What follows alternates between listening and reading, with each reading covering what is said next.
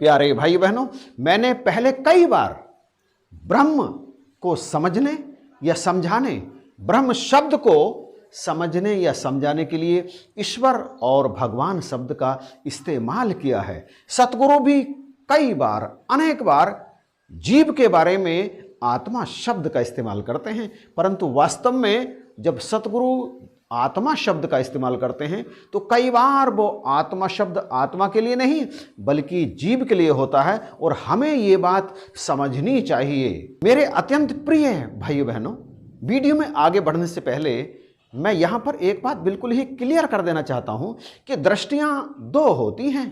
पारमार्थिक दृष्टि, इस दृष्टि को हम ब्रह्म दृष्टि कहते हैं, और दूसरी दृष्टि होती है व्यावहारिक दृष्टि। इस दृष्टि को हम सांसारिक दृष्टि कहते हैं। यदि ब्रह्म ज्ञानी अपनी दृष्टि को ब्रह्म दृष्टि बना लेता है तो फिर ब्रह्म के अतिरिक्त कुछ है ही नहीं। एको ब्रह्म दूसरो नास्ति, ना पृथ्वी, ना जल, ना वायु, ना आकाश, ना पाताल, कुछ भी नहीं। ना धरती पर दिखने वाले कोई भी प्राणी नहीं है। सब जग परमात्म स्वरूप है, समस्त जग ब्रह्म रूप ही है, कुछ भी नहीं। एको ब्रह्म दूसरो नास्ति, केवल एक ब्रह्म, बाकी कुछ भी नहीं। इसी दृष्टि को कहते हैं ब्रह्म दृष्टि। ब्रह्मज्ञानी की दृष्टि जब ब्रह्म दृष्टि होती है तो फिर कुछ भी नहीं रहता, केवल ब्रह्म ही रहता है, केवल ब्रह्म। परंतु इस दृष्टि को प्राप्त करना बहुत ही दुर्लभ कार्य है, बहुत ही मुश्किल कार्य है। बहुत कठिन साधना के बाद कहीं जाकर के ये ब्रह्म दृष्टि हमारी बनती है। इनके पास तो सदा से है, केवल इन्हीं के पास ये ब्रह्म दृष्टि होती है। हम जैसों के पास कहाँ होती है ये ब्रह्म दृष्टि? हम तो संसार को संसार की दृष्टि से देखते हैं, व्यावहारिक दृष्टि से देखते हैं। इसलिए हमें सूरज दिखाई देता है, चांद पानी पानी, अग्नि दिखाई देती है, पुत्र भी दिखाई देता है, पुत्री भी दिखाई देती है, पेड़ पौधे दिखाई देते हैं, जीव जंतु दिखाई देते हैं, क्योंकि हमारे पास है व्यावहारिक दृष्टि, सांसारिक दृष्टि। इनके पास ब्रह्म दृष्टि है। परंतु लाखों में कहीं एकाध के पास यदि वो ब्रह्म दृष्टि आ जाती है तो फिर संसार नहीं रहता, केवल ब्रह्म रहता है, वो खुद भी ब्रह्म हो जाता है। इसीलिए तो कहा है अहम ब्रह्मास्मि। हम जैसों के लिए ये लाइन नहीं है, ये लाइन उनके लिए है जिनके पास है ब्रह्म दृष्टि, पारमार्थिक दृष्टि। तो आइए अपनी व्यावहारिक दृष्टि से हम कैसे ईश्वर और ब्रह्म को अलग अलग महसूस करते हैं, कैसे कैसे जानते हैं, इस वीडियो में आगे चलकर हम इसी बारे में चर्चा करेंगे। और इस वीडियो को देखने के बाद आपके सारे डाउट्स बिल्कुल क्लियर हो जाएंगे, ऐसा मैं मानता हूं। क्या ईश्वर और ब्रह्म अलग अलग हैं? कोई मुझसे यह पूछे तो मैं कहूँगा हाँ, अलग अलग हैं, क्योंकि मेरी दृष्टि अभी तक सांसारिक दृष्टि ही है। मैं अपनी दृष्टि की बात करूं तो जो ब्रह्म ज्ञानी की गैर सांसारिक दृष्टि होती है उसे कुछ भी नहीं दिखाई देता, अपना आप भी नहीं दिखाई देता, बाकी को तो छोड़िए, उसके अंदर कोई भी भावना नहीं होती, कोई भी भावना नहीं, बस केवल एक ही भावना होती है, प्रेम।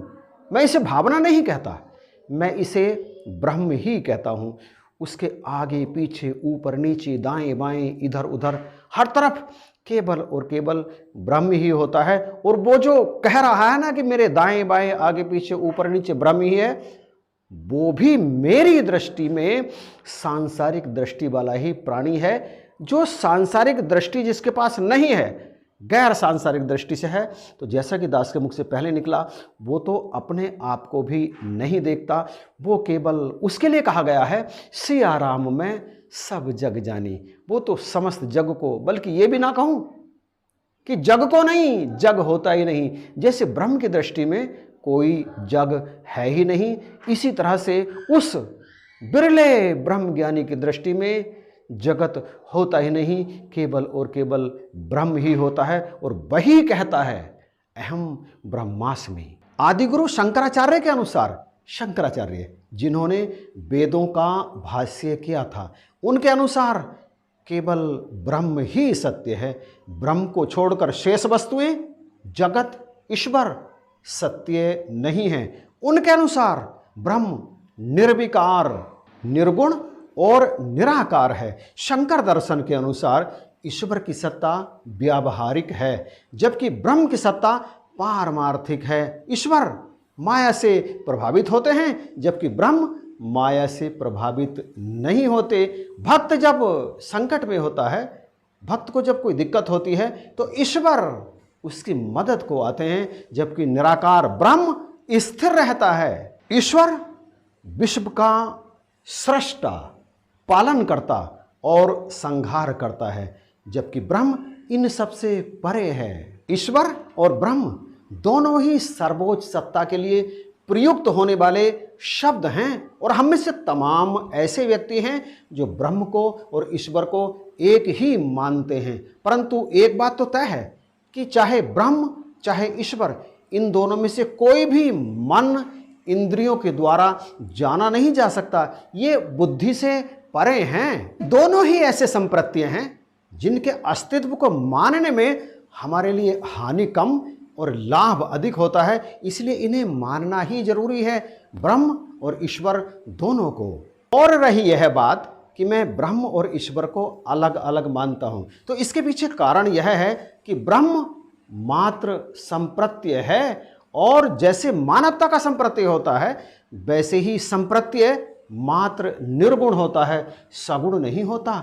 और ईश्वर इसी ब्रह्म का सगुण रूप है। सर्वोच्च सत्ता से हमें तमाम अपेक्षाएं होती हैं। हम अपनी तमाम प्रार्थनाएं सर्वोच्च सत्ता के सामने रखते हैं, क्योंकि इन्होंने हमें सर्वोच्च सत्ता का ज्ञान कराया है। तो हम अपनी तमाम भावनाएं इनके सामने रखते हैं ना, अपने सुख की कामनाएं इनसे करते हैं, और भी तमाम बातें इनसे करते हैं, परंतु उनमें से तमाम बातें हमारी पूर्ण नहीं होती।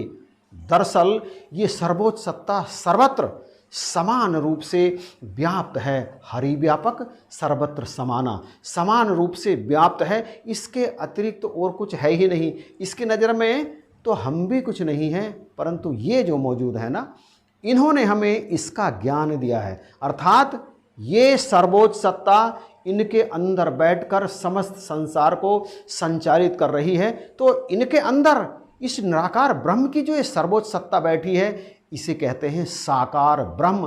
तुलसीदास जी ने रामचरितमानस में इसी साकार ब्रह्म के बारे में कहा। उन्होंने दशरथ के पुत्र राम को, यहाँ कबीर की बात नहीं, तुलसी की बात हो रही है, उन्होंने दशरथ जी के पुत्र राम को सगुण ब्रह्म माना है, और उन्होंने कहा है अगुण ही सगुण ही नहीं कछु भेदा। निर्गुण में और सगुण में कोई भेद नहीं है। दरअसल ब्रह्म के दो भेद हैं, निर्गुण और सगुण। दरअसल ब्रह्म का सगुण रूप ही ईश्वर होता है, जो माया से युक्त होता है, जो माया के साथ मिलकर सृष्टि की रचना करता है, पालन पोषण करता है और इसका संहार करता है। दरअसल सगुण ब्रह्म माया से युक्त होता है। जब ब्रह्म माया का आश्रय लेता है तो ईश्वर की उपाधि होती है, अर्थात वो ईश्वर कहलाता है। अन्यथा ब्रह्म मूल रूप में निर्विकार, निराकार और निर्गुण ही है। तुलसीदास जी ने रामचरितमानस में लिखा है और कह रहे हैं, शिव जी दोनों के भेद को खत्म कर रहे हैं। और देखिए कैसे कि ये निराकार ब्रह्म ही अपने संकल्प से साकार रूप में आता है। दरअसल पार्वती को समझाते हुए, माता पार्वती को समझाते हुए शिव जी कहते हैं कि हे देवी, जो निराकार ब्रह्म है ना, वो बिन पग चलई सुनई बिन काना, बिन कर कर्म करई विधि नाना, आनन रहित सकल रस भोगी, बिन वाणी बक्ता बड़ जोगी, तन बिन परस नयन बिन देखा, ग्रहा घ्राण बिन बांस अशेषा, अस सब भांति अलौकिक करनी, महिमा जास जाई नहीं बरनी।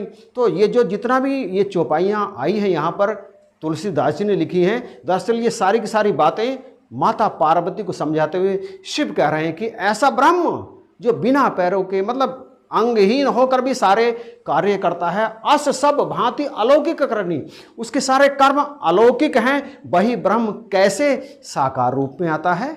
जेहि इहि गावहि वेद बुध, हे पार्वती जाहि धरहि मुनि ध्यान, सोई दशरथ सुत भक्त हित, कौशलपति भगवान वही ब्रह्म अपने भक्तों के हित, अर्थात भक्तों के कारण आते हैं, सगुण रूप रख करके। दरअसल जब भक्त इसकी वंदना करते हैं, इसकी भक्ति करते हैं और इसके दर्शन करना चाहते हैं, तो आप तो जानते हैं कि निराकार ब्रह्म ये जैसा है वैसा दिख रहा है। इसमें ना रूप है, ना रंग है, ना आकार है, ना कोई विकार है, ना कोई गुण है, कुछ भी तो नहीं है। तो ऐसे रूप में ध्यान लगाना अति मुश्किल होता है, यद्यपि असंभव नहीं। भक्त तो इसका ध्यान लगाते हैं, ऋषि मुनि इसका ध्यान लगाते हैं, परंतु इसे साक्षात कैसे देखा जाए? तो अपने इन भक्तों की इच्छा पूर्ण करने के लिए और दुष्ट जनों का संहार करने के लिए कि जब जब होए धर्म की हानि, बाढ़ही असुर महाअभिमानी, तब तब धर प्रभु मनुज शरीरा, हरहूं कृपा निधि सज्जन पीरा। तो भक्त इसे छू छू के देखते हैं। आप देखिए, मेरे अनुसार ये सगुण रूप है ब्रह्म का। हम इन्हें छू कर देखते हैं, इनके चरण छू करके देखते हैं, इनके चेहरे की सुंदरता को निहारते हैं, इनके कर कमलों के कोमलता को देख देख कर हम प्रफुल्लित होते हैं, इनके चेहरे की मधुर मुस्कान को हम फूलों की तरह देखते हैं और खुश होते हैं। तो ये रूप रख के भी आते हैं, तो इनके इसी रूप को ईश्वर कहा जाता है। तो इस संबंध में मेरी माता पार्वती को समझाते हुए आदि पुरुष भगवान शिव कहते हैं, हे प्रिय सुनिए, वो जो ब्रह्म है ना, जो बिन पग चले सुने बिन काना, वो जब सगुण रूप धारण करके आता है ना, तो मेरे अनुसार उसमें और निराकार रूप में कोई अंतर नहीं होता। अगुण ही सगुण ही नहीं कछु भेदा, गाबहि मुनि पुराण बुध वेदा, अगुण अरूप अलख अज जोई, भगत प्रेम बस सगुण सो होई।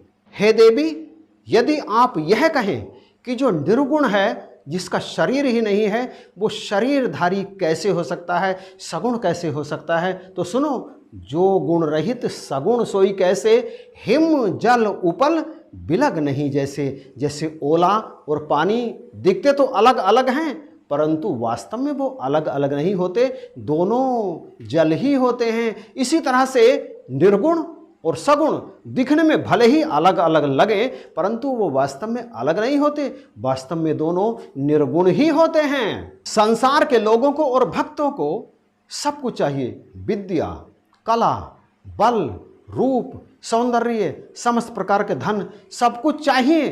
तो जो भक्त हैं, जो इसकी आराधना करते हैं निर्गुण निराकार ब्रह्म की, तो यही निराकार ब्रह्म जिन्हें धन की लालसा होती है, उनके लिए लक्ष्मी बन करके आ जाता है। जिन्हें विद्या की लालसा होती है, उनके लिए ये सरस्वती बन करके आ जाता है। जिन्हें शक्ति की, पावर की, ताकत की आवश्यकता होती है, उनके लिए ये दुर्गा बन करके आ जाता है। सब इसी में से आते हैं, और जो इसमें से आते हैं, जो दिव्य गुणों से युक्त हो जाते हैं, उन्हें ईश्वर कहते हैं, उन्हें ईश्वर कहा जाता है। और ये ब्रह्म सदा एक रस है, ना कहीं आता है ना कहीं जाता है, इसमें से आते। समंदर तो लहराता रहता है, लहराता रहता है, लहराता रहता है, उसमें से अंश निकल करके आ जाते हैं, परंतु उसके निकलने से समंदर की विशालता पर, समंदर की जल राशि की मात्रा पर कोई प्रभाव नहीं पड़ता, कोई फर्क नहीं पड़ता। समंदर में से बूंद निकल करके आती हैं, समंदर में से बादल निकल करके आते हैं, उसी से ओला बनता है, उसी से बर्फ बनती है, उसी से सब कुछ बनता है जो पानी से निर्मित होता है। तो बख्शिश करो, यदि हमारे लिए संसार कुछ है ही नहीं, संसार यदि मिथ्या है हमारे लिए, मतलब मिथ्या भी नहीं है, मतलब है ही नहीं, ना जल है, ना वायु है, ना गगन है, ना अग्नि है, ना पृथ्वी है, ना कुछ भी पेड़ पौधे जीव जंतु कुछ है ही नहीं, मतलब हम भी नहीं हैं, तो फिर ब्रह्म ही है और कुछ नहीं है। परंतु चूंकि जगत दृश्यमान है और हम उन अरबों में से एक हैं ही नहीं जिनके लिए जगत है ही नहीं, हमारे लिए तो है। हमारे लिए तो माँ भी है, पिता भी है, भाई भी है, पत्नी भी है, मित्र भी है, पेड़ भी है, पौधे भी हैं, जलचर भी है, नभचर भी है, थलचर भी हैं, सब कुछ है हमारे लिए। तो फिर हमारे लिए ईश्वर भी है, और वो हैं ये वर्तमान में।